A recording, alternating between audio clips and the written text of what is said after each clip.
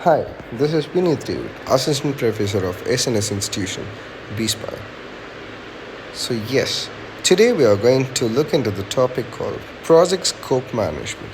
So, what is this Project Scope Management?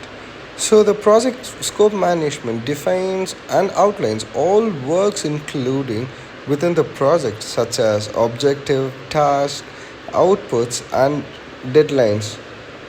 This project scope management defines, identifies and documents all project objective goals, deliverables, deadlines and budget during the planning processes. So it contains every details about the project which is going to be happen, which is going to be delivered to the employees on what they are going to work off.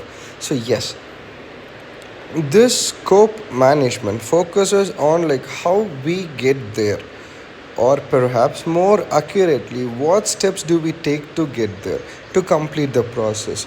So these steps are defined and mapped so that the project managers and the supervisors can determine the amount of work needed and where the focus efforts of the team in order to complete their projects.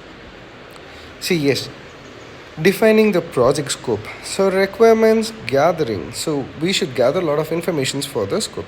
So yes, collect and document the project detail requirements from the stakeholders. So yes, we should collect the details of what should be done in this project and how it should be done in this project. So what are all the things that should be given like more importance, like what are the things should be given less importance. We should get all the details from the stakeholders about the projects. Scope statement. Create a clear and concise descriptions of the project, boundaries and deliverables. So yes, what should be delivered in this project and what are all the boundaries that we should not cross in this project. So everything should be detailedly gathered from the stakeholders. So yes, WBS. Divide the projects into measurable work packages and tasks. Yes, repeatedly we are getting into this process is called like WBS, work breakout breakdown structure. So yes, we need to separate every works and it should be allocated to the responsible resource persons.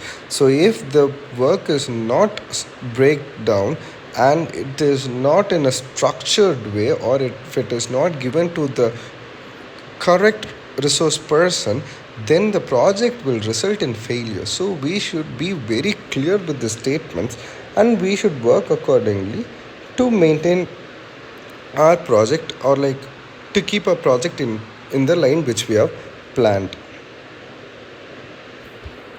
So yes, change control.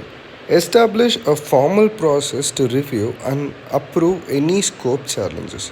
Scope verifications. Inspect and validate the project deliverables meet their requirements. Scope reporting. So regular communicate any scope changes or issues to the stakeholders.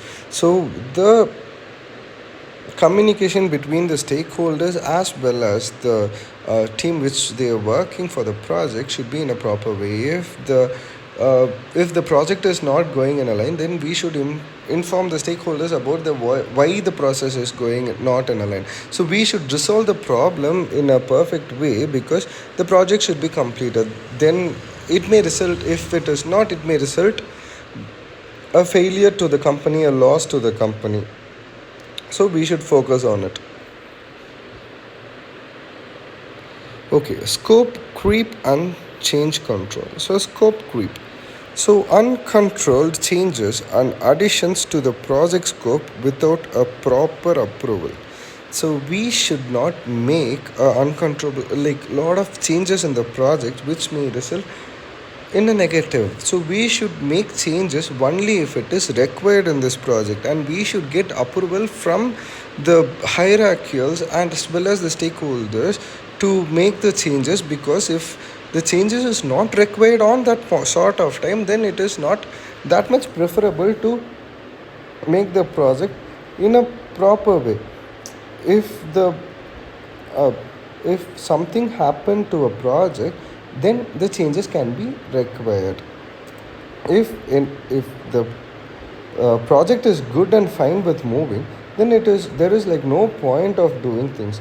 So scope creep is subtle deviations of the project from the original scope through the additions of new features.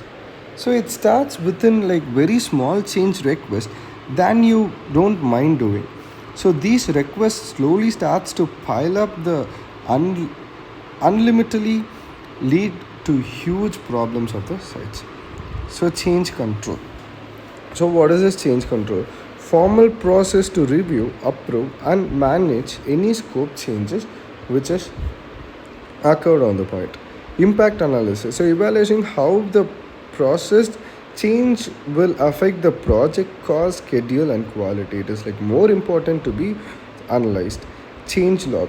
Documented records of all scope changes and